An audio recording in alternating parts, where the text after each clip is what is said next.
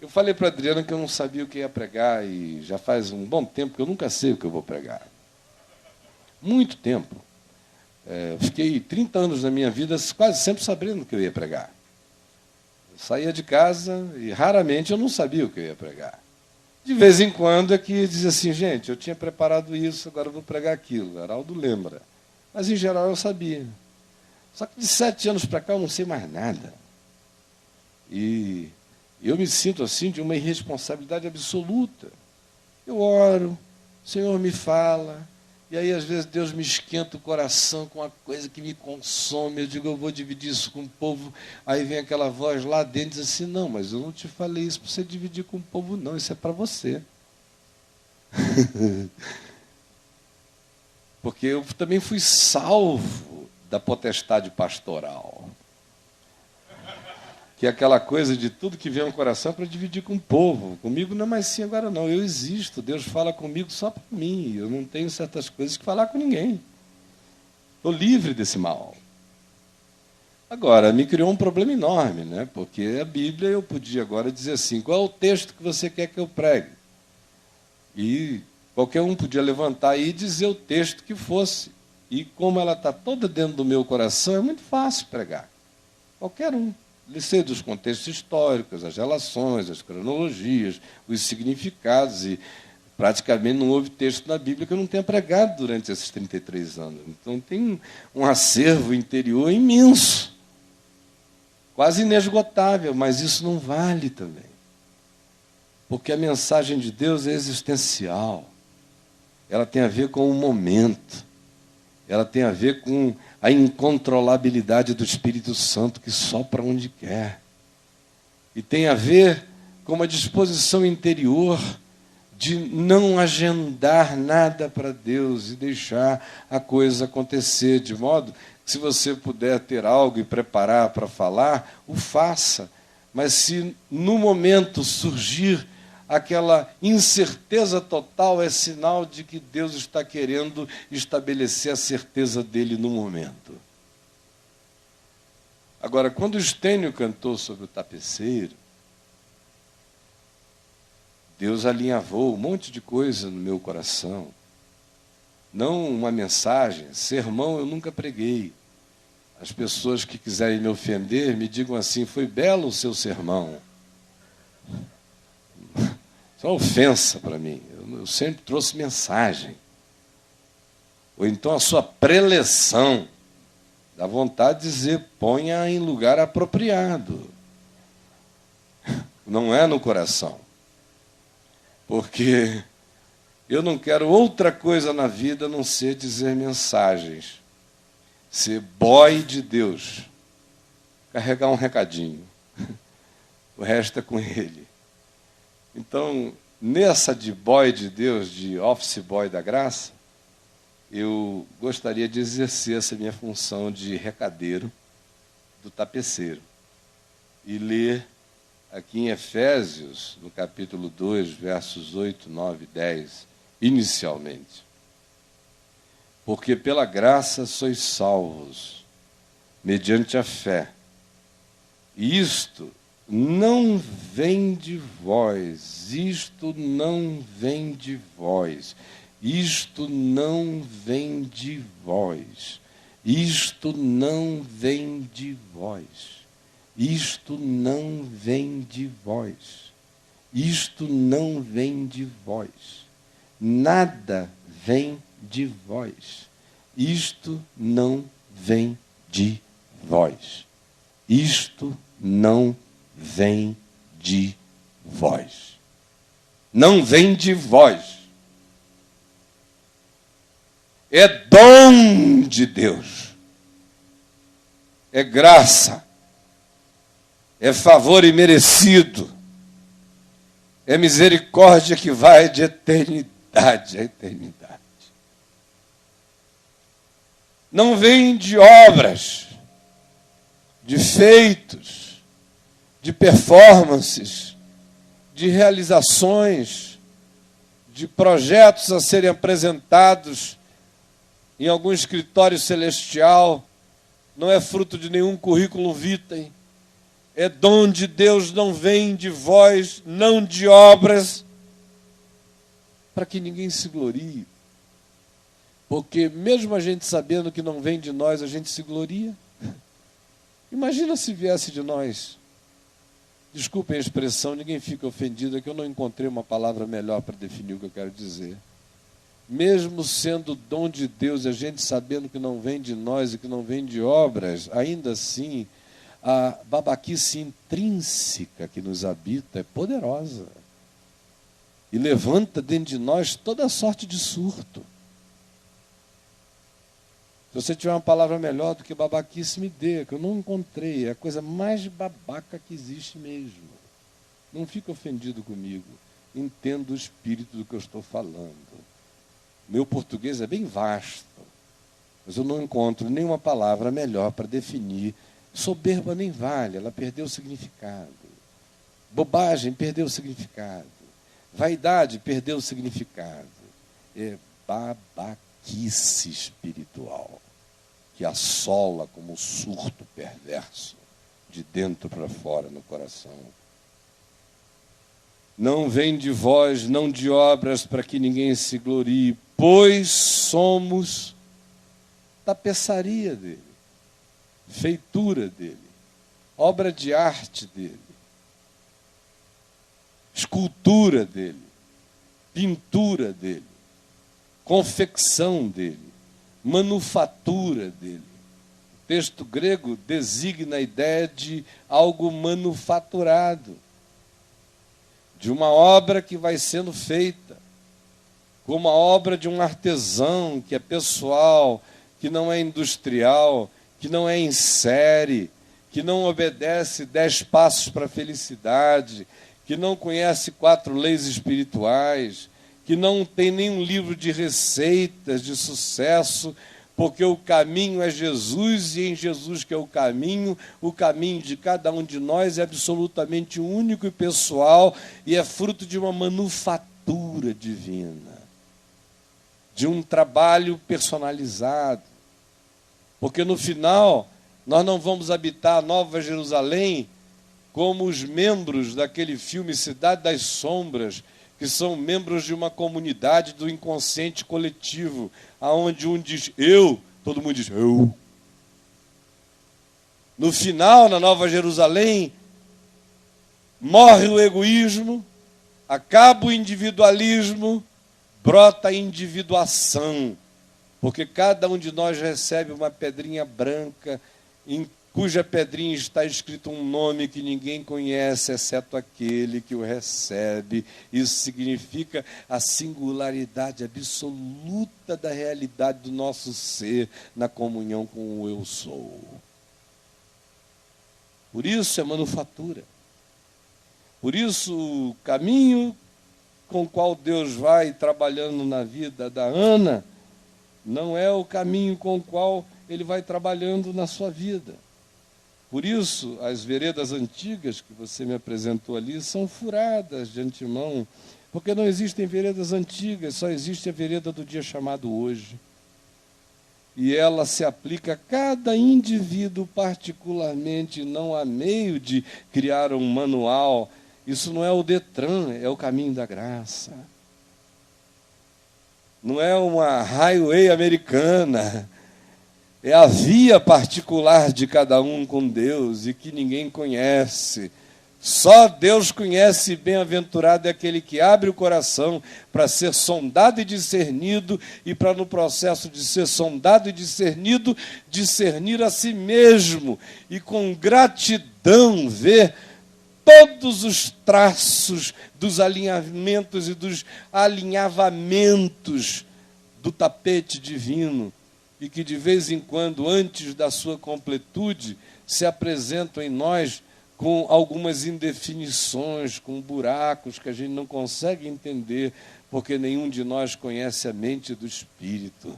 Mas se o nosso coração confiar, a gente pode ter certeza que o resultado é de deixar todos os anjos do cosmos e do universo em estado de embasbacamento e de perplexidade. Pois somos feitura dele. criados em Cristo Jesus para boas obras, as quais Deus de antemão preparou para que nós andássemos nelas. Agora olha aqui para mim. Eu não estou querendo pregar hoje de manhã, eu queria só abrir meu coração um pouquinho a propósito do tapeceiro.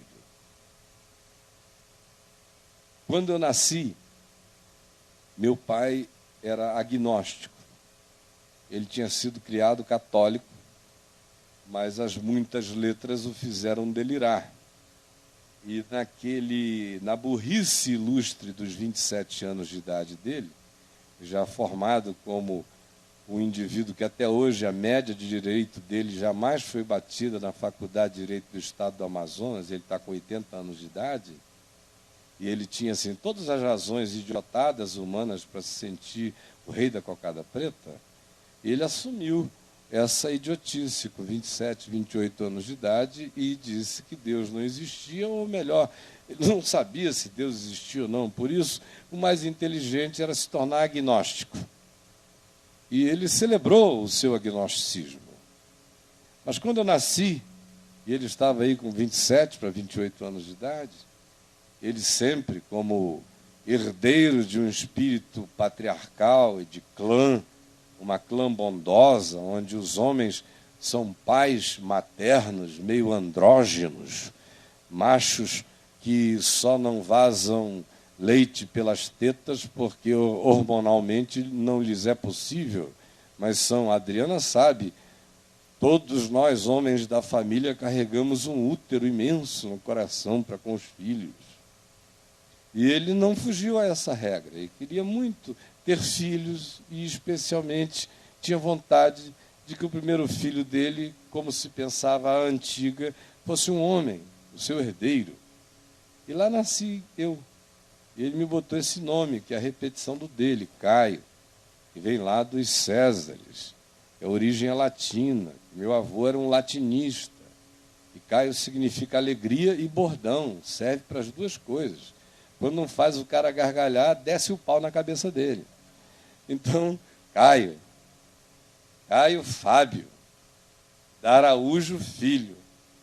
Nasci e ele disse que não sabia o que fazer comigo. Me pegou no colo e era um fim de tarde, quando ele me pegou a primeira vez, e sozinho no quarto, ele foi para a esquina do quarto da Santa Casa de Misericórdia de Manaus, na lugubricidade da melancolia daquele cair de sol. Ele disse que teve um impulso, uma coisa quase compulsiva, de me pegar nos braços sem saber porquê, e de me levantar aos céus, e de dizer, não sei se Deus existe, mas se Deus existir, eu estou oferecendo esse meu filho a Ele. E a única coisa que eu peço a Deus, se Deus existir, é que Ele não seja um padre, porque eu tenho muita vontade que Ele conheça o amor de uma mulher. E eu tenho muita vontade que ele gere filhos. Por isso, eu não sei se Deus existe, mas se Deus existir, Deus, faze dele um homem teu. E como a única referência que ele tinha era de pastor que servia a Deus, supostamente casava e tinha filhos, ele me ofereceu para ser pastor. Nunca me disse nada. Os anos passaram, eu tive uma infância extraordinária, onde teve de tudo, de muito bicho, a muito elemento lúdico da floresta, muita macheza, muita caça, atividade sexual extremamente precoce. Sofri um estupro aos 5 anos de idade, estupro de mulher sobre mim. E eu não posso dizer, minha mulher sabe disso, que eu fiquei descontente. Era um menininho de 5 anos de idade, não sabia o que estava acontecendo, mas aquilo acontecia toda noite até os 7 anos, eu acabei gostando. E quando meu pai descobriu, mandou a mulher embora. Mas só que ela foi embora, mas deixou uma coisa em mim que não se desinstalou nunca mais, né?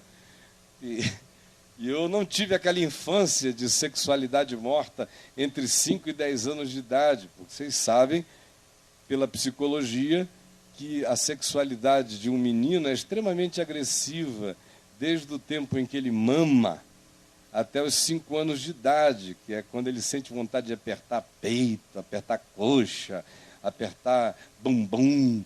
Vocês já viram isso em casa? O menino reina, né? Ah! Parece que o garoto está doido. Aí, quando de repente ele chega aos 5 anos de idade, ele vai ficando meio morto.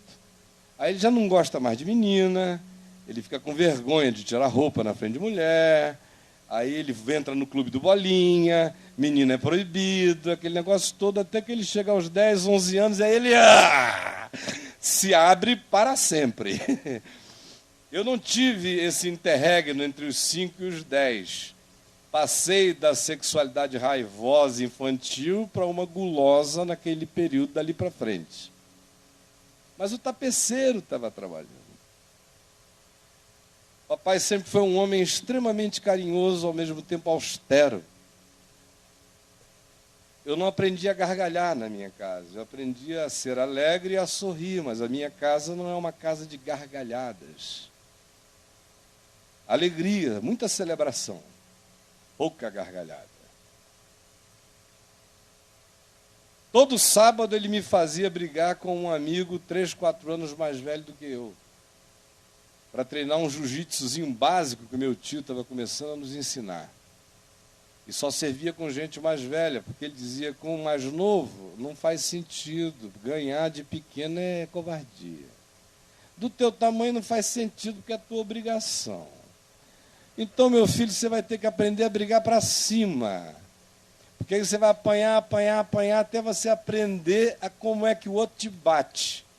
E na hora que você aprender como é que o outro te bate, você vai bater nele, se desviando dos métodos dele, acertando ele como ele não espera.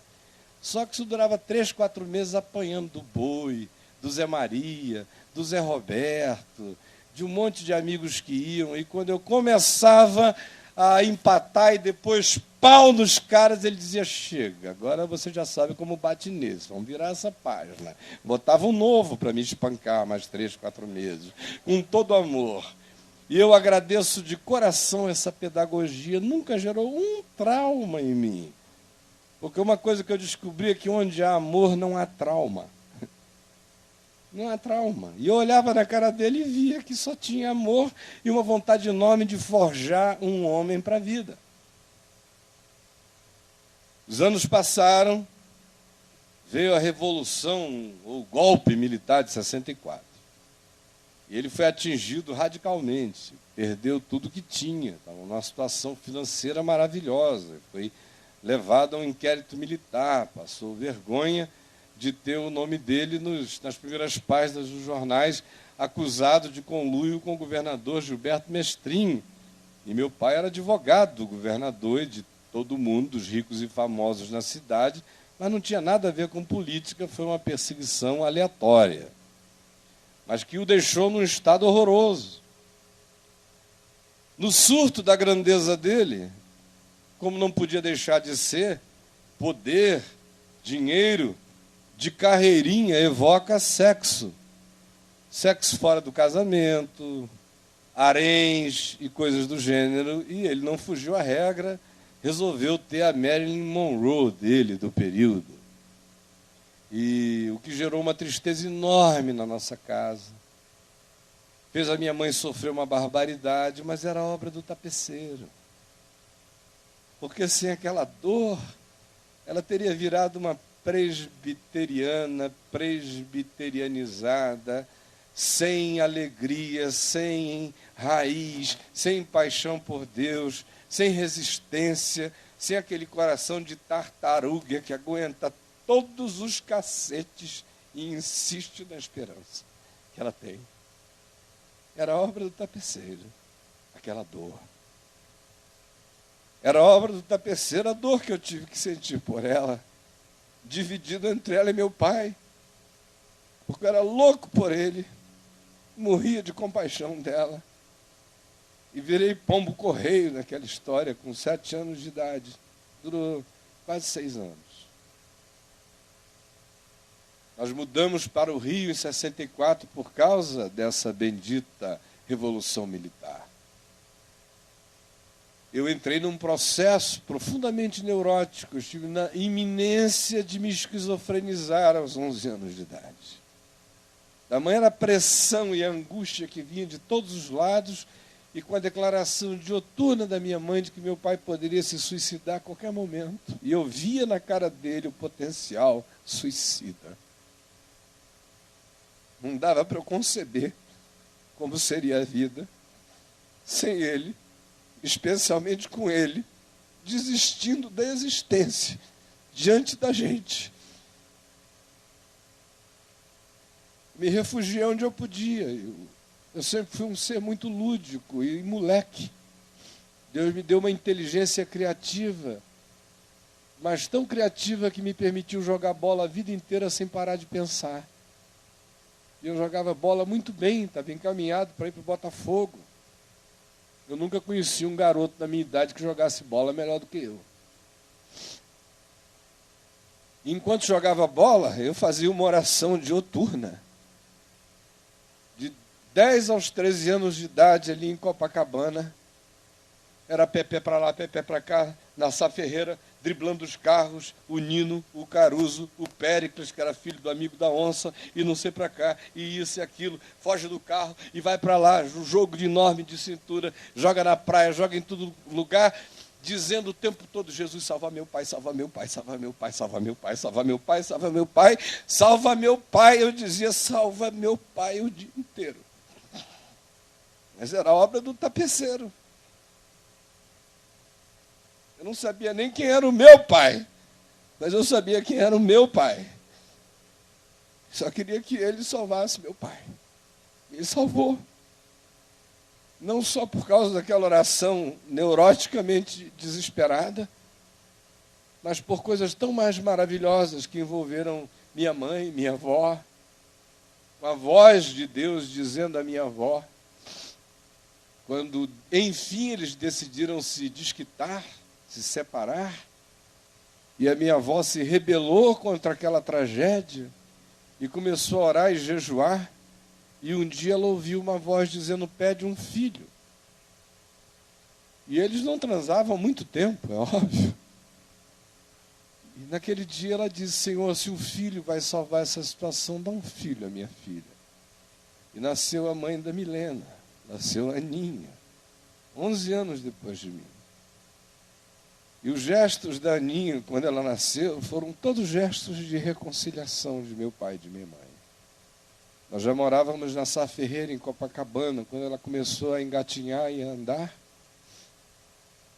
E ela andava na direção da mão da mamãe, da mão do papai, pegava as duas mãos, botava uma em cima da outra, fazia um sanduíchezinho com a mão dela, ficava olhando para um e ficava olhando para o outro, como quem cobrava reconciliação. Era a obra do tapeceiro. Nós mudamos para Niterói. Eu tive uma adolescência intensa e doida. Comecei a fumar cigarro com 12 anos de idade, maconha com 13, e enquanto isso jogando bola para todo lado, saindo no cacete na rua quase todo dia, me ralando para todo lado, com uma fome, uma sofreguidão pela vida incontrolável. Depois sofri um acidente que me impossibilitou continuar no futebol, quando eu já estava na escolinha do Botafogo, encaminhado pelo Gerson, no tempo do Neca, que treinava a garotada lá, do Jairzinho, do Roberto Dinamite. E aí resolvi entrar no Paz e Amor, que eu já estava há muito tempo nele, né? Paz e Amor, bicho. Não, se vocês me virem agarrado com um homem, diz a parte, porque é covardia contra mim, porque eu só me agarro com mulher. Era a minha filosofia. Até que a gente teve que mudar para Manaus, porque meu pai se converteu. E foi uma conversão radical, das mais radicais que eu já vi. Tão radical que ele fechou o escritório, tão radical que ele pegou todas as causas ganhas que ele tinha, algumas imensas, e devolveu o dinheiro inteiro para os familiares, porque ele não queria viver de nada que não fosse o maná de cada dia.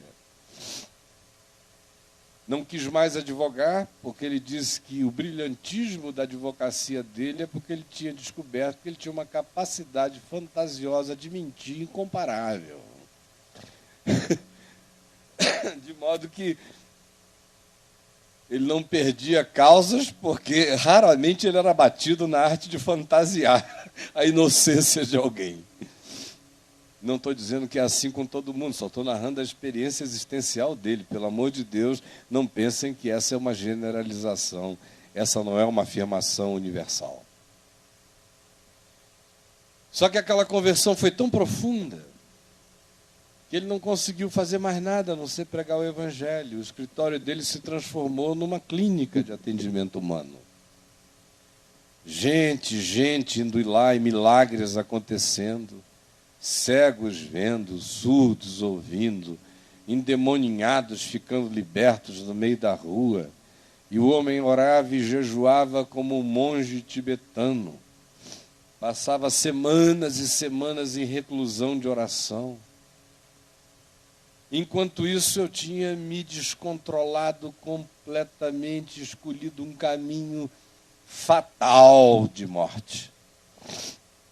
Ele tentou com a minha mãe fazer de tudo para me segurar e não conseguiram. O meu espírito de independência era muito intenso para que eles conseguissem me domesticar. De modo que aos 15 anos de idade, eles me entregaram literalmente a Deus, porque viram que qualquer tentativa de fazer o contrário iria trabalhar contra a própria obra de Deus na minha vida, e eles me entregaram ao tapeceiro. E eu me lembro das dezenas de noites que eu chegava às 5 horas da manhã em casa e eu via aquele rodízio de joelhos. Um dia eram as pernas do papai que estavam para fora da cama ajoelhadas, 5 horas da manhã, no outro dia era da mamãe. Mas eles, enquanto um dormia, o outro intercedia, porque eles sabiam que eu vivia na beirada da morte todo dia. Eu não vou entrar em detalhes aqui, porque eu passaria o resto do dia falando dessas situações. Aconteceu que, numa câmara de lapso de tempo comprimido, aquela vida entre 13 e 18 anos de idade valeu por décadas de uma intensidade famigerada por experiências onde cada dia valia uma semana, pelo menos, de intensidade de experimentos que eu fazia com a vida e com os riscos dela. Aos 18 anos eu estava muito cansado e com uma desistência enorme da vida. E foi quando o Evangelho que eu conhecia, o Jesus que de nome eu sabia, a quem eu orava por instinto e cultura familiar, me visitou como revelação pessoal, já não tendo nada a ver com o elemento da informação distribuída no âmbito da família, mas como experiência particularizada, individual, em processo de individuação, de singularidade, de invasão do amor de Deus no meu ser, me arrebatando de uma maneira tão violenta como aconteceu com meu pai, porque 3 meses depois eu já não conseguia fazer outra coisa senão pregar o Evangelho, e nunca mais parei. Nunca mais consegui parar, porque aquilo me consumia de dia e de noite. E a sensação que eu tinha era como se eu fosse filho da geração da ressurreição, como se eu fosse colega de Pedro, de Tiago, de João. Eu nunca me senti filho de Calvino. Nunca me senti, obrigado, Carlão, nunca me senti um subproduto da religião. A sensação que me dava é de que eu tinha conhecido Jesus como Paulo tinha conhecido Jesus na estrada de Damasco, que tinha sido uma coisa que tinha invadido meu peito, que não tinha nem pai, nem mãe, nem princípio de dias, nem fim de existência, que era conforme a ordem de Melquisedeque, que era um encontro dele comigo, e que ele tinha um desígnio para a minha vida, e que eu não podia fazer nada a respeito, a não ser me entregar ao tapeceiro. E eu fiz com todo o meu coração, com toda a radicalidade do meu ser. Assim como não tive medo de morrer, eu não tive nenhum medo de viver para Ele.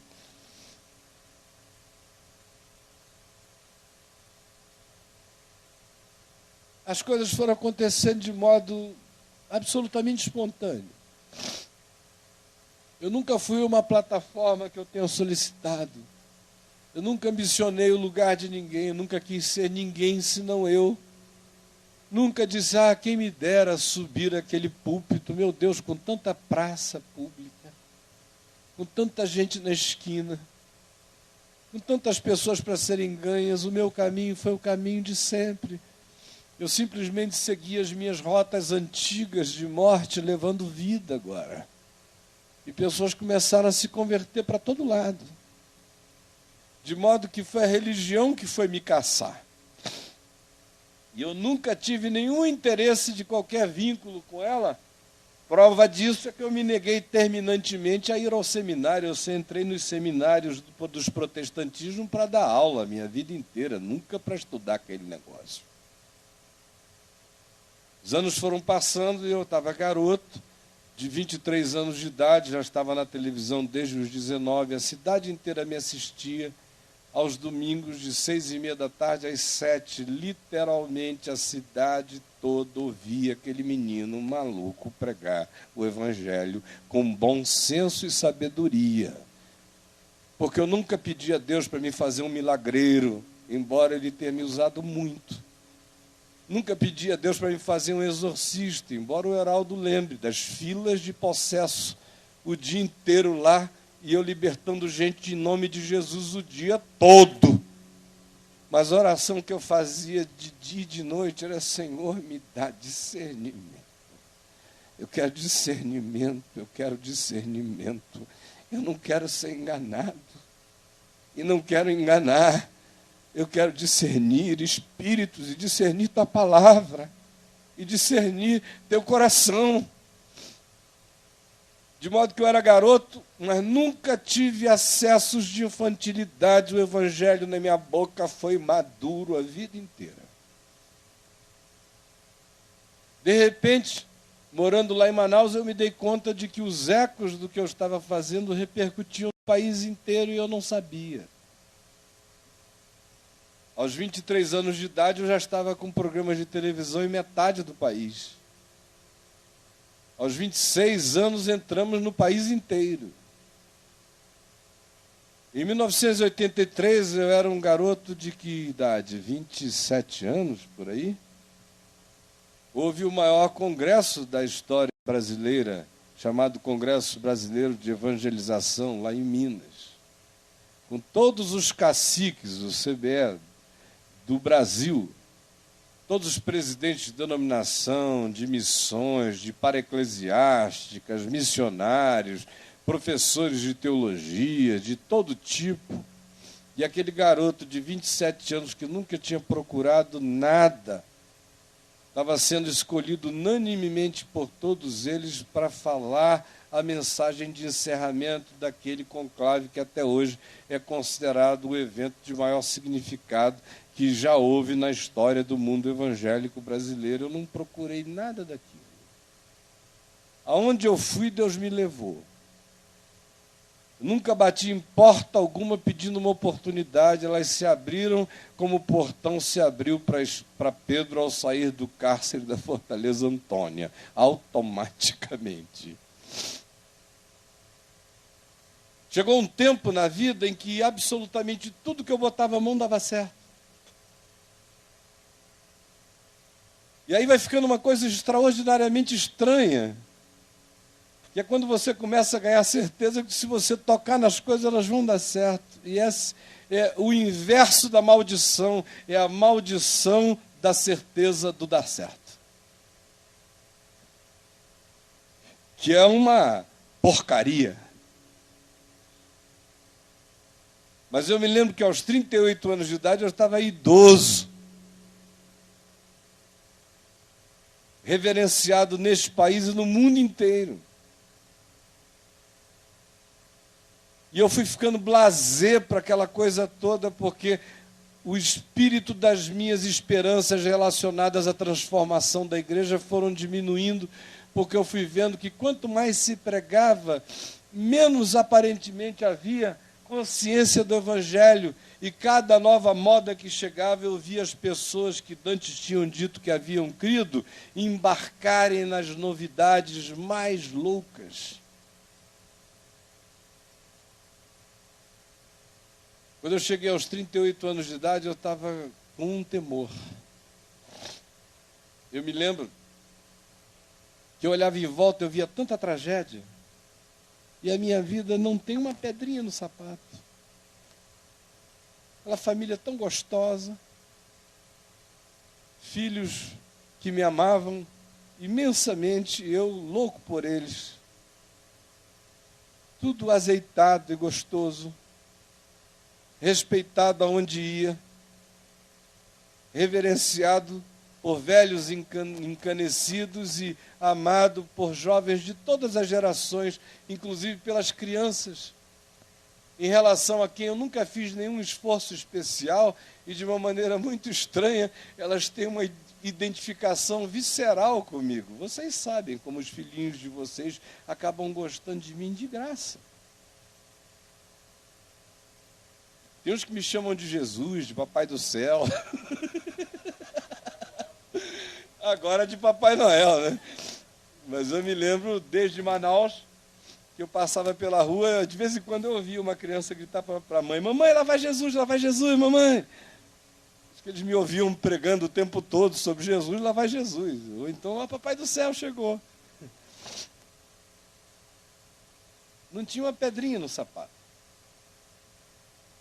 E eu me lembro do temor que me deu um determinado dia, quando eu olhei para cima e falei: eu estou muito grato, se o Senhor puder me preservar assim, eu vou ficar muito agradecido, mas ao mesmo tempo me dá um medo enorme, porque eu vejo todas as dores dessa vida sendo socializadas por todas as famílias da terra, e me dá medo de não ter sofrido nada, embora eu não queira.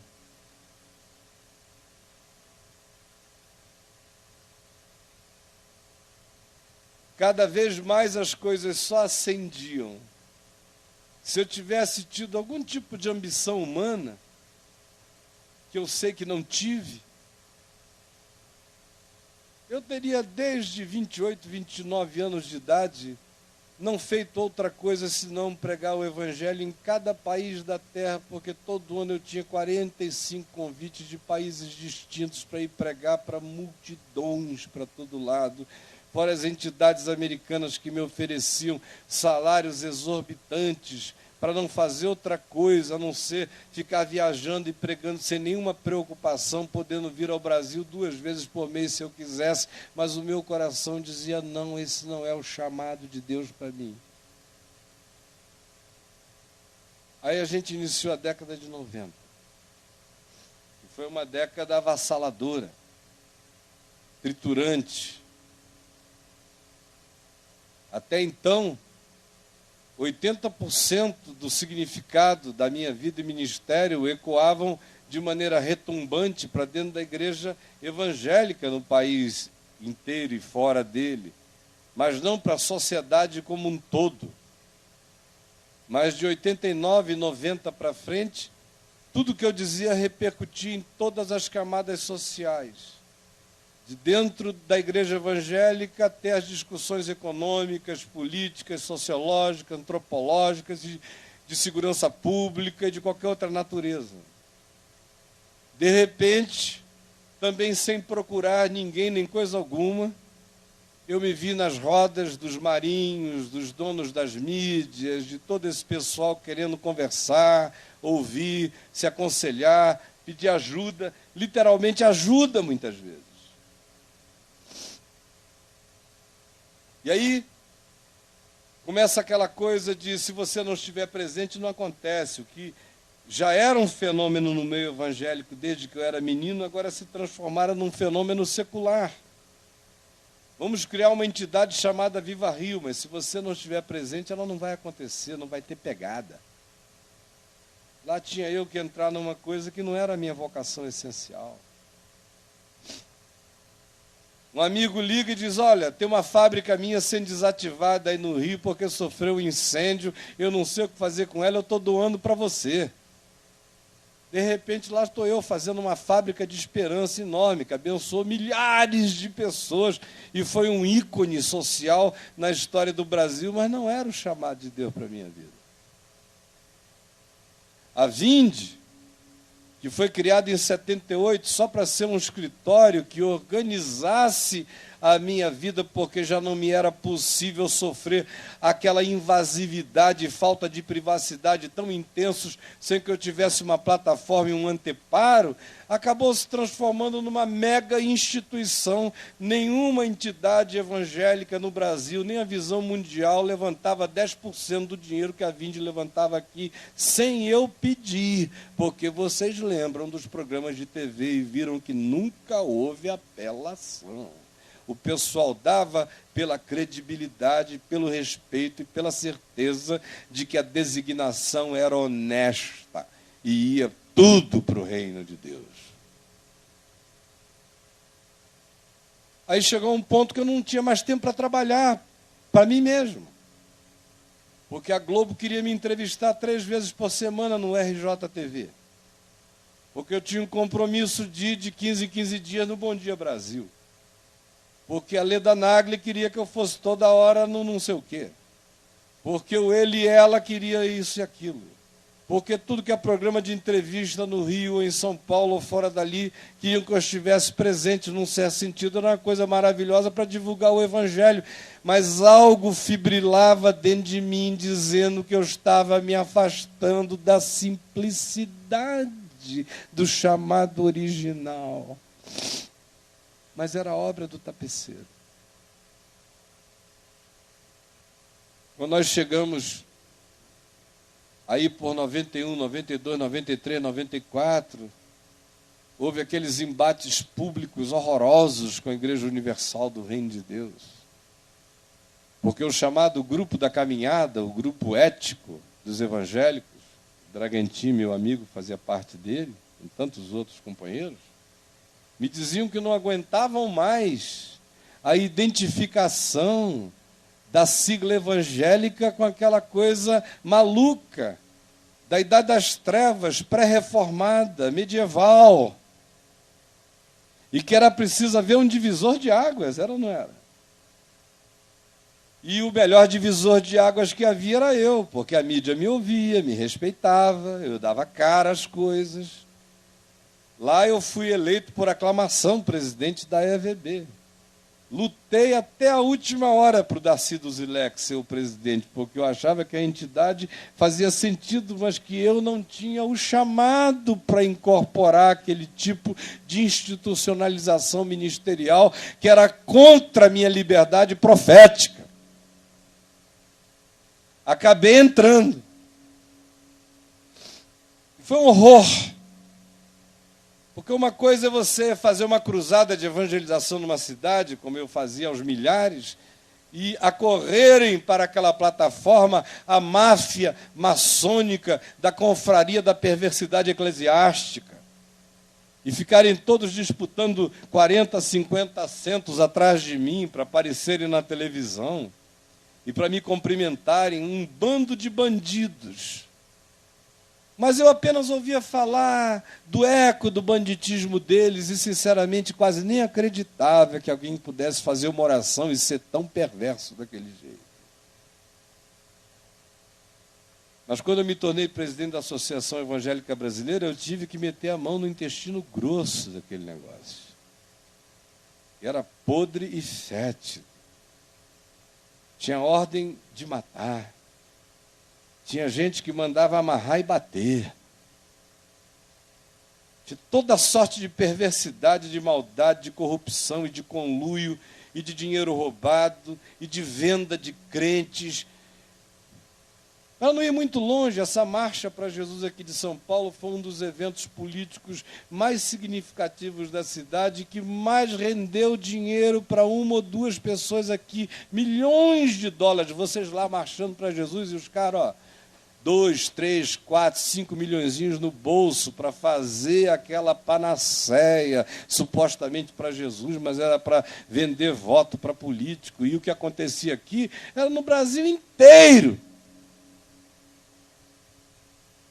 E eu vendo aquilo de dia e de noite, foi me dando asco, mas era obra do tapeceiro. Ter sido presidente da EVB foi uma coisa muito boa para mim, porque gerou um trabalho do tapeceiro irreversível na minha vida. Porque em 1994, depois de ter perdido a esperança acerca da convertibilidade do chamado movimento evangélico, que no início eu pensava que não se convertia, porque não tinha acesso ao evangelho e à palavra, mas uma vez tendo tido eles acesso ao evangelho e à palavra durante décadas, e continuando daquele jeito, na minha presença dizendo amém, que bom, tomara que você continue a dar essa cara boa ao povo evangélico, que era para eles poderem botar as carrancas de lobos roubadores e devorarem as carnes do povo sem que as pessoas percebessem. Quando eu fui vendo que eu estava sendo instrumentalizado por uma obra diabólica, eu me lembro da oração que eu fiz na minha sala lá na Vinde. Eu pedi de todo o coração a Jesus que me libertasse daquilo. Eu digo, eu não sei como é que eu saio, o que eu vou dizer para esses 30 milhões de crentes? Desculpem, foi um engano. Ou estou tirando férias no Quênia. Cheguei a ter uma vontade, um ímpeto enorme de mudar para Angola e Moçambique. A Adriana sabe disso. Digo, vou ver se eu saio daqui para ver se a genuinidade e a simplicidade do Evangelho, no qual eu creio, podem ser restaurados na minha vida sem que eu seja esse representante de classe, esse ser presidencial de uma nação pútrida. Mas não tinha saída. Como não tinha saída a Vinde. E a gente tinha começado lá, Socorro Brasil, Heraldo, eu, Adri, Tutuca, Manelzinho, Rai. Uma era possessa, ficou liberta. Só tinha gente doida, que tinha crido e estava dando o coração. Tudo simples. Todo mundo voluntário, como eu era voluntário. Eu não tenho INSS, eu não tenho coisa nenhuma, eu sou voluntário até hoje.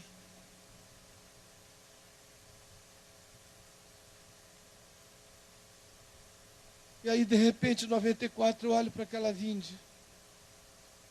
500 funcionários contratados. Uma folha de pagamento de milhares de dólares. Depois da fábrica de Esperança, tinha mais 1.000 e tantos subcontratados, prestando serviço. E as coisas só iam, e a quem tem se lhe dará. E aonde você ia, sempre tinha mais alguém querendo te dar alguma coisa. Um dia eu disse ao João Roberto Marinho, olha, o Tivita me chamou e a gente teve uma conversa, ele me ofereceu um canal na TVA de graça.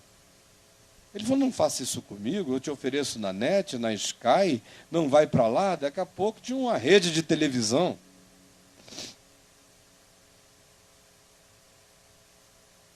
Tinha vontade de ver uma revista de qualidade cristã. Eu já fui muito criança, muito bobo, já tive muitos sonhos acerca dessa comunidade evangélica.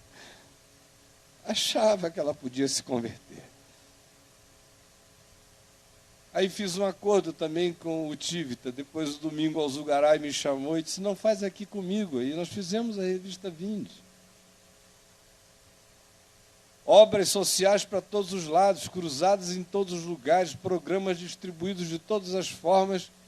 Mas no meu coração aquela angústia no ano de 94, dizendo, Senhor, eu sei que o tempo mais produtivo da minha vida, no que diz respeito à relação com gente, foi antes dessa máquina toda começar. Eu não sei como parar esse negócio, não sei como estancar essa roda gigante, mas pelo amor do teu nome, me salva disso.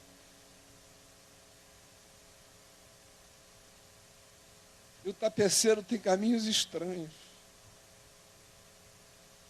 Eu nunca quis trair ninguém. Tive milhões, bilhões de chances todos os dias no mundo inteiro, assédios de todos os tipos. Eu desafio qualquer mulher desse país ou do mundo a se levantar e dizer que antes de 1998 eu troquei um olhar, um sorriso, uma insinuação, porque não existe essa pessoa. Eu sei com que mente e coração eu vivi. Até que em 98 a minha alma se relativizou por um monte de razões. Nenhuma delas é culpa do diabo. O diabo está perdoado. A culpa é minha. E é isso que deixa ele doido. Porque ele adora quando Adão volta para o lado e diz foi a mulher, e a mulher vira para o lado e diz foi a serpente. Mas na minha boca ele não vai ter essa confissão. Porque eu sou antropos de Jesus Cristo, homem, em pé, para dizer para Deus, a culpa foi minha. O diabo que se vire com a diabrura dele. A minha eu chamo pelo nome.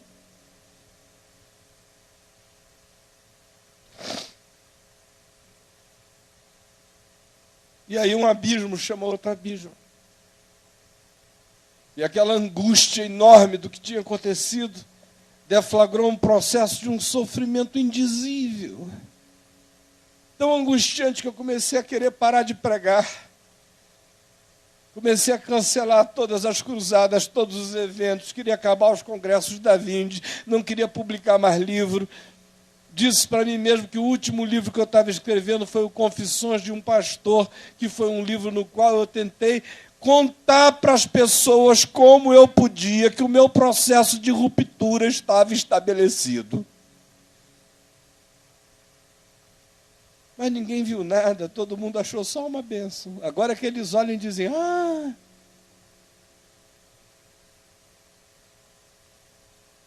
Aí veio 98. E aí que eu queria começar a falar o que eu ia falar. 12:15? Posso falar mais 20 minutos? Vocês aguentam firme na parada aqui? Quem aguenta, diga amém, por favor. 20 minutinhos. No ano de 98, eu comecei a sonhar o ano inteiro com uma placa caída no chão.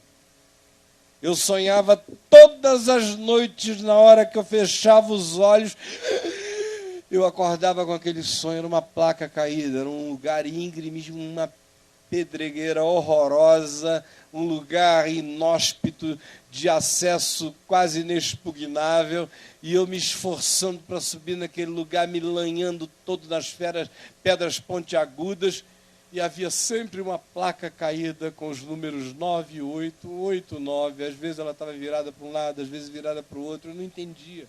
Aliás, desde 97 eu vinha tendo esse sonho toda noite. Quando nós começamos o ano de 98, em janeiro, eu tirei aqueles primeiros meses inteiros para ficar em reclusão, porque eu estava numa agonia muito grande de alma, vivendo a duplicidade e a ambiguidade de uma coisa que eu não conhecia, para a qual o meu espírito não tinha nenhuma acomodação, porque quando eu crio no Evangelho, eu crio na verdade, na luz. E eu tinha vivido na luz e não sabia existir na ambiguidade daquela sombra. Aí as comportas da minha mente se abriram, eu comecei a ter sonhos e sonhos e sonhos. Sonhos proféticos, simbólicos, arquetípicos. Alguns eu conseguia entender em parte, outros não. Alguns longos, tão longos que eu não posso contar aqui agora, porque iria tomar horas na descrição. E alguns curtos, recorrentes, diários, como, por exemplo, o sonho que eu tinha de que eu era Sansão. Esse era bem curtinho. Eu saía no cacete com todo mundo, acabava com tudo que é filisteu. Uma facilidade muito maior do que Sansão para dar pau nos outros. E não tinha Dalila, não tinha nada, era só...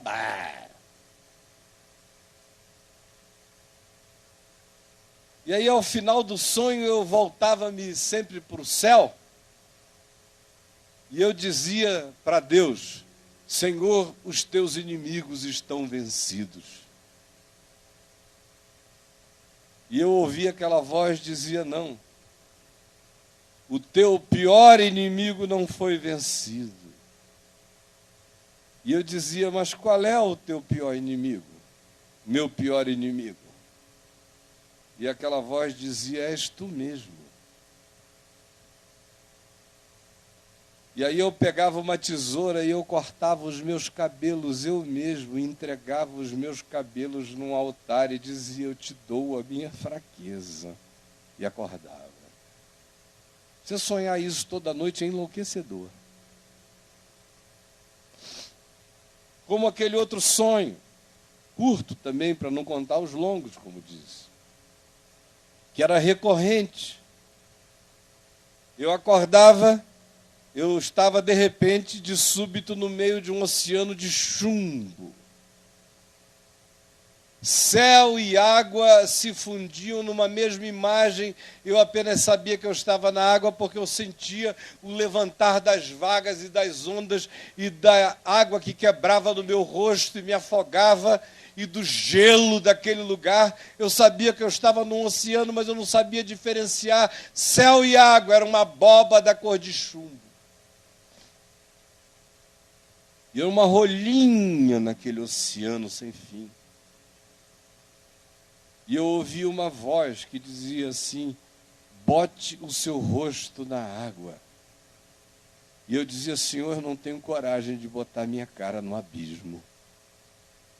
E a voz dizia: ponha o seu rosto na água. E eu dizia: por favor, pede qualquer coisa de mim mesmo, menos enfiar minha cara no abismo. E a insistência daquela voz era enorme, até que eu enfiei pela primeira vez a minha cara no abismo, e era escuridão e trevas.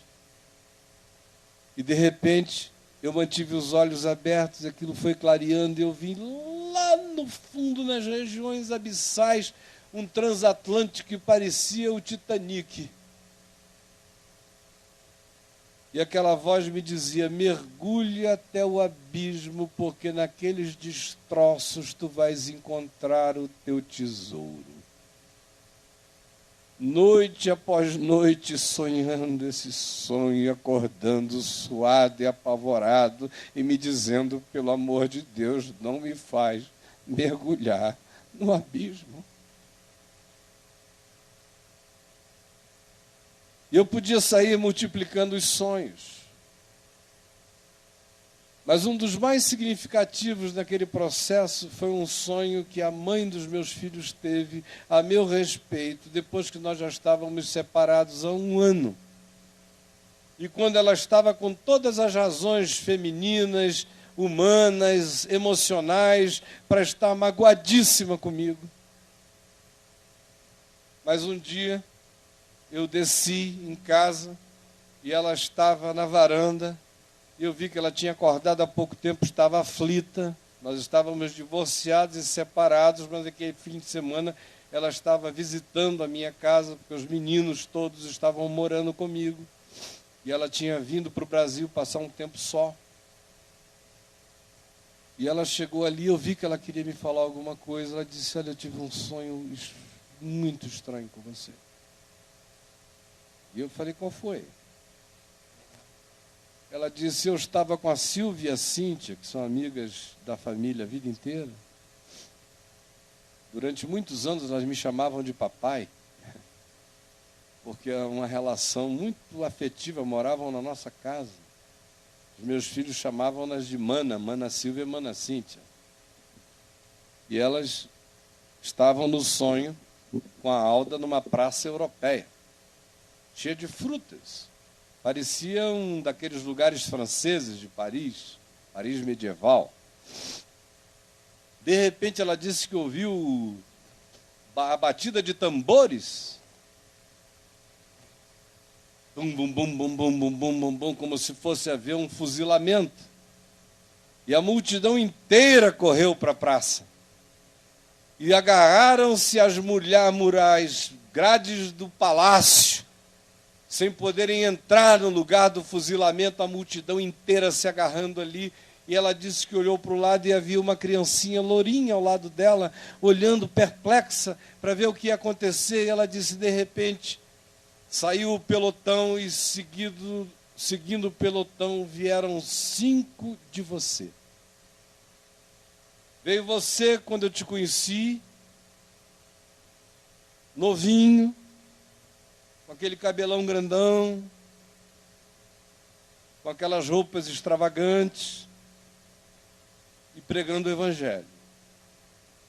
Depois veio um segundo você, imenso, nefilímico, vestido de paletó e gravata, desproporcional e inumanamente grande. Só que no seu rosto não havia a sua cara, havia um espelho, de modo que quem quer que olhasse para você não via você, se via. Extremamente significativo do ponto de vista psicológico. Um espelho de reflexos e projeções e transferências. Um ser totêmico. Seguindo esse você enorme, vinha você como você está agora, em 99. Com essa aparência, com essa energia, com esse sentimento, com essa angústia. Seguindo você, conforme você está hoje, vinha você bem mais magro, você menor, você não tão grande, mas você com a sensação de que os seus pés estavam colocados numa raiz que ia até o fim do mundo e da terra, plantado em alguma coisa sólida, sem aparência de grande, mas enraizado no âmago das coisas. E depois vinha você idoso, uma versão do seu pai, só que era você. Mas eu olhava, parecia o espírito do seu pai em você. E vocês foram colocados no paredão. E houve a ordem para o fuzilamento. E os tambores batendo, as ordens dadas, as armas apontadas. E quando eles iam matar vocês, 5. Você de hoje, você que estava no meio, você de agora, você angustiado e aflito, levantou a sua mão para o alto e falou alguma coisa incompreensível, parecia um mistério, um juramento que ninguém podia entender, que só era entre você e Deus, e você levantava e falava com os céus, com a sua mão fechada. E depois, para concluir o que você dizia, você trazia a mão ao peito. Só que você não vira no processo que o seu braço tinha se transformado numa adaga árabe. E quando você botava o braço no peito, a sua mão entrava no seu coração e você morria. Mas quando você morria, gerava uma grande comoção no povo. E as pessoas começaram a gritar, ele já morreu, deixem os outros. Ele já morreu, deixem os outros. E aí, por uma designação que ela não sabia de onde veio, aceitaram que eu tivesse morrido por mim mesmo ou por nós. 5. Que aquele eu daquele momento histórico tivesse morrido para abrir espaço, porque no passado tinha tido significado e para aquilo que no futuro o significado ainda teria. E ela me contou aquilo e eu entendi aquele sonho, na hora. Depois, eu nunca fui na minha vida um profeta. Para cada 100 profetas que me profetizaram alguma coisa, 99 era grupo e fajutice. Mas houve um dia no ano 2000, mais ou menos em julho ou agosto de 2000, que a minha aflição estava tão grande, eu ouvia falar já há 18 anos acerca de um homem de Deus desse tipo, que não tem nenhum compromisso com nada nem com ninguém, que é capaz de, se alguém chegar lá e disser, ore por mim, ele olhar e dizer, desculpa, eu não estou sentindo nenhuma vontade não, pode voltar para casa. Falei, esse cara é sério. Aí eu me disfarcei. Literalmente, fui igual Saul, disfarçado. Botei um chapelão de palha, estava com a cabeça pelada, a barba praticamente toda tirada, botei um bermudão nordestino, uma sandália havaiana, uma camisa enorme, um óculos escuro. Nem minha mãe ia me reconhecer naquele estado. E eu cheguei lá às 7 horas da manhã. E eu vi aquele homem orando por uma pessoa assim de maneira muito tranquila. E quando acabou ele falou, vai minha filha, vai, Deus te abençoe, Deus te abençoe. Virou para o lado, pegou assim um bando de papéis que estavam numa cesta e começou a orar. Ele falava assim, ó Senhor, tem misericórdia dessa pessoa aqui, tem misericórdia, tem misericórdia. Nem aí para mim, sentado lá, ele nem olhou lá, queria saber quem estava lá. Ó Senhor. Aí, de repente, eu andei assim um pouquinho, fiquei uns 3 metros de distância, assim, pelas costas dele, na diagonal. De repente, ele olhou para mim, aí ele começou a olhar para mim, aí ele começou a dizer, e o homem começou a sentir uma dor. Que dor é essa? Que dor é essa? Que dor é essa? Meu Deus, que dor é essa? Que dor é essa que está nesse homem? Que dor é essa? Que dor é essa? Deus, por que tu não me revelas? Que dor é essa? Que dor é essa? Que dor, que dor. E ele ficou falando da minha dor e reclamando com Deus que Deus não dizia que dor era aquela. Aí, de repente, ele falou, o quê? Meu Deus. Mas por que o Senhor não me diz quem é ele?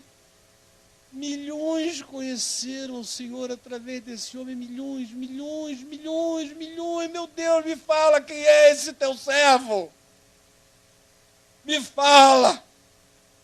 E ele pedia, mas por que o Senhor não me diz? E tanta gente conheceu o Senhor através dele. Me fala que dor é essa.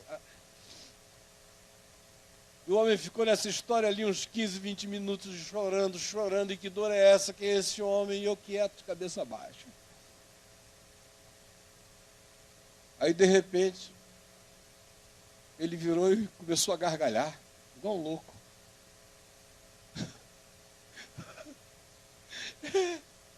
Senhor, não, o quê? Eu olhando para o cara. O senhor está abrindo um portão para ele, é? Um portão invisível, é? Um portão que ninguém pega, é? O que é isso, meu Deus? Que portão lindo é esse portão que eu não entendo? Esse portão existe, mas ninguém pega. Que portão é esse? Por onde estão passando pessoas invisíveis, milhares, milhões de pessoas invisíveis vão passar por esse portão, Senhor. É mesmo. E o Senhor vai alegrar o coração dele. E o Senhor vai tirar essa dor de dentro dele. E o Senhor vai trazer milhões a ti por um outro meio, por esse portão invisível, E vai chegar o dia em que todos aqueles que se levantaram contra por inveja ou maldição, e haverão de reconhecer que a tua graça sempre esteve sobre a vida dele. É isso mesmo, Senhor. Mas ainda vai demorar. Mas o portão vai abrir. Mas me diz quem é esse homem, Jesus, me diz quem é esse homem. E eu ali quieto.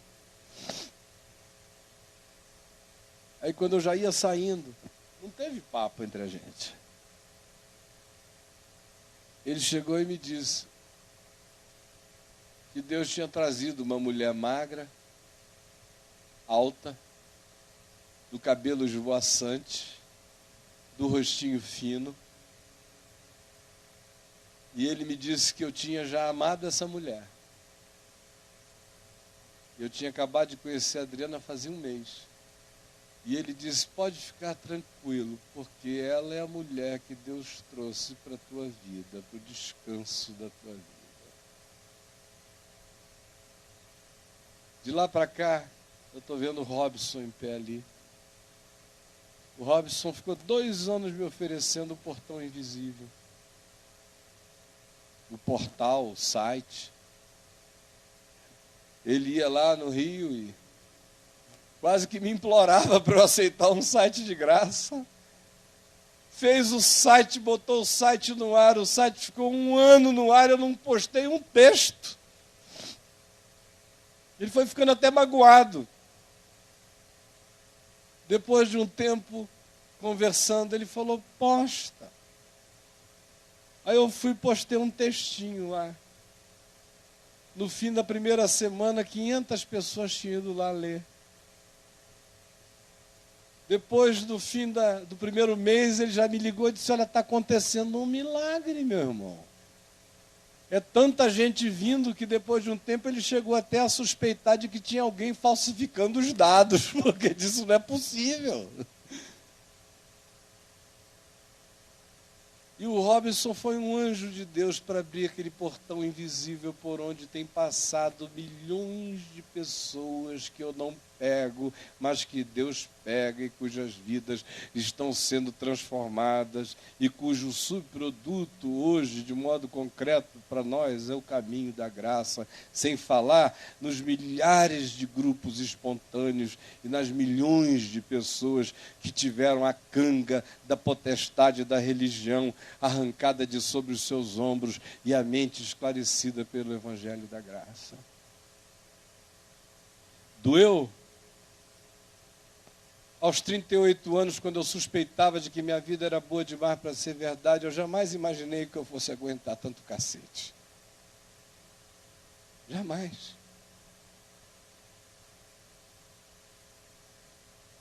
De tantas formas diferentes. E aí você vai descobrindo que não importa o cacete, só importa se você está na mão do tapeceiro. Porque às vezes ele tem que refazer aquele barro muitas vezes. Repintar aquele quadro uma quantidade enorme de vezes. Às vezes é obra de Miguel Ângelo ter que misturar terra com sangue para dar uma cor própria. Mas no fim fica irretocável. Eu agradeço ao tapeceiro pela mulher rendeira que ele colocou na minha vida. Ela me ensina a fazer renda, eu ensino ela a namorar. Eu agradeço ao tapeceiro por todas as afrontas cabidas e descabidas, por todos os juízos próprios e os milhões de juízos impróprios, por todas as dores que faziam sentido e por todas aquelas que sentido algum faziam, que era a perversidade do diabo, o coração, usando o coração de irmãos ou de supostamente irmãos. Agradeço ao tapeceiro todas as noites de desespero. Agradeço ao tapeceiro o engano horroroso no qual eu me vi enredado no final de 98, quando de súbito eu me vi sem nunca ter feito absolutamente nada para chegar naquele caminho, sem nunca ter almejado coisa nenhuma daquele tipo, ao contrário, tendo abominado a minha vida inteira o chamado mundo político, com o qual eu mantinha relações tensas e proféticas o tempo todo. De repente, lá estou eu com um processo sendo movido pelo presidente Fernando Henrique Cardoso, por calúnia e difamação, primeiro caso de calúnia secreta no Brasil, porque eu nunca falei nada em público a respeito dele. Decepção com o Lula, que era amigo, pedindo todo dia ajuda, e depois virou as costas. Benedita da Silva. Eu estava ao pé da cama dela em toda a depressão. De repente, de súbito, ela que ficou o ano inteiro me implorando para dizer quem era a pessoa que sabia daquela história. No final, ela não sabia de nada. E foi quem disse à mídia que eu era o responsável pelo assunto. Agradeço ao tapeceiro pela ironia de há 2 anos atrás ter mandado o presidente Fernando Henrique Cardoso suspender o processo contra mim por constatar minha total inocência. Tudo coisa do tapeceiro, eu não movi uma palha. Minha mulher sabe que eu não movi uma palha. Porque a convicção que me deu foi: eu não vou fazer nada, eu tenho um advogado no céu. Ele é o Deus de Nabucodonosor, ele dá um sonho a um cara desse, o bicho não acorda. Ou então acorda decidido a fazer a justiça da verdade. Eu não vou fazer nada. Eu agradeço ao tapeceiro ter levado o meu filhote há 2 anos e pouco atrás. Foi levado antes que viesse o mal e entrou na paz. Eu agradeço ao tapeceiro, um anjinho chamado Helena, que ele colocou na vida da gente, que é pura graça de Deus. Agradeço ao tapeceiro, o filho da minha filhota Juliana, o Mateus, que acabou de chegar. E que mal chegou, já alegra tanto o coração da gente. Eu agradeço o tapeceiro por ter feito da minha mãe uma mulher tão forte. Por ter feito do meu pai um homem poderoso na humildade, na graça e no perdão. Agradeço ao tapeceiro por ter tirado a visão dos 2 olhos dele para que ele enxergasse melhor ainda. Agradeço ao tapeceiro todas as coisas, porque cada linha, cada cor, vermelha, rosa, cinza, púrpura, cada uma com cor de primavera, de verão, de outono ou de mortalha, no final, estão contribuindo para fazer a melhor obra que se poderia fazer num ser tão impróprio como eu, mas em quem Deus decidiu derramar graça superabundante, porque isto não vem de vós, é dom de Deus, e não vem de obras para que ninguém se glorie. E eu agradeço ao tapeceiro por ser feitura dele, criada em Cristo Jesus para boas obras, as quais ele desde antemão, muito de antemão, muito antes do meu pai agnóstico me dizer que eu tinha sido entregue a ele, haviam sido preparadas essas obras para que eu andasse nelas. E aos 21 anos de idade, quando eu estava sendo formalmente ordenado pastor presbiteriano na Igreja Presbiteriana Central de Manaus, foi que meu pai me chamou no quarto. E pela primeira vez ele me disse, no dia 15 de março de 1955, quando eu fiquei sozinho com você, a primeira vez no quarto, agnóstico, eu levantei você aos céus e entreguei você a Deus, pedindo a Ele as coisas que pedi. E somente agora, 21 anos depois, eu estou dizendo isso a você. A conclusão dele não foi com essas palavras, mas foi com esse espírito. Porque grande e maravilhoso é o tapeceiro que vai tecendo a nossa vida. Hoje, pegue tudo quanto você chama lágrima, dor, tristeza, angústia, perda, decepção. Coloque na mão do tapeceiro. O produto é maravilhoso. Se alguém dissesse para mim, você quer voltar atrás? Desculpe a loucura do que eu vou falar. Você quer não perder seu filho? Eu diria não, porque eu não perdi. Jó, quando foi restaurado, teve todas as suas coisas sendo lhe dada em dobro, menos os filhos. Ele teve outros tantos filhos quantos filhos tinham morrido, porque filhos ninguém perde. Deus jamais duplicaria os filhos de Jó, porque Jó não tinha perdido filho. A gente perde gado, perde fazenda, perde casa. Filho ninguém perde. E o meu está achado. Quer mudar qualquer coisa? Reconheço erros. Mas hoje eu sei que nesse momento da vida, todas as coisas contribuíram para o meu bem, porque no processo inteiro, eu vou dizer uma coisa que para você pode parecer heresia. Até nos pecados mais deliberados, no ano de 98, eu pequei em Deus e com Deus. Eu nunca consegui pecar longe de Deus. Eu simplesmente não tenho uma vida para viver fora de Deus.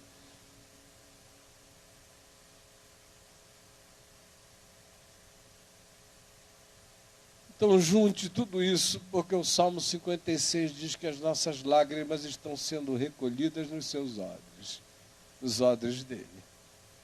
E no fim, meu irmão, minha irmã, você vai ver a sinfonia encantadora, a pintura extraordinária, a escultura inimaginável, a manufatura de uma obra-prima, a qual cada um de nós está designado para ser. Embora haja marteladas sendo dadas, embora haja tascos sendo arrancados, embora muitas vezes a gente pense que a pedra se quebrou, mas ela se rachou apenas para ganhar forma e contorno e para que a beleza emergisse do que não tinha forma. Pois todas as coisas cooperam conjuntamente para o bem daqueles que amam a Deus. E eu queria pedir ao Estênio para vir aqui cantar esse tapeceiro de novo para nós. Enquanto ele vem, vamos orar. Curve a cabeça um pouquinho. Espírito Santo, tu estás aqui. Na história das nossas vidas tu estás. Na escritura da tua graça que tu escreves na nossa vida tu estás. Na carta viva que tu estás escrevendo em nossos corações e por nossas vidas tu estás. Nas epístolas de perdão, de misericórdia, de graça e de sabedoria que tu estás escrevendo pelas nossas existências, tu estás. Recebe a nossa gratidão, a nossa submissão, a nossa perplexidade grata, a nossa adoração, o nosso encantamento, a nossa paixão por ti, a renovação do nosso amor, a certeza do teu cuidado e a confiança total que a gente tem no fato de que todas as tuas obras são amor. Em nome de Jesus. Amém. Amém. Vamos ouvir.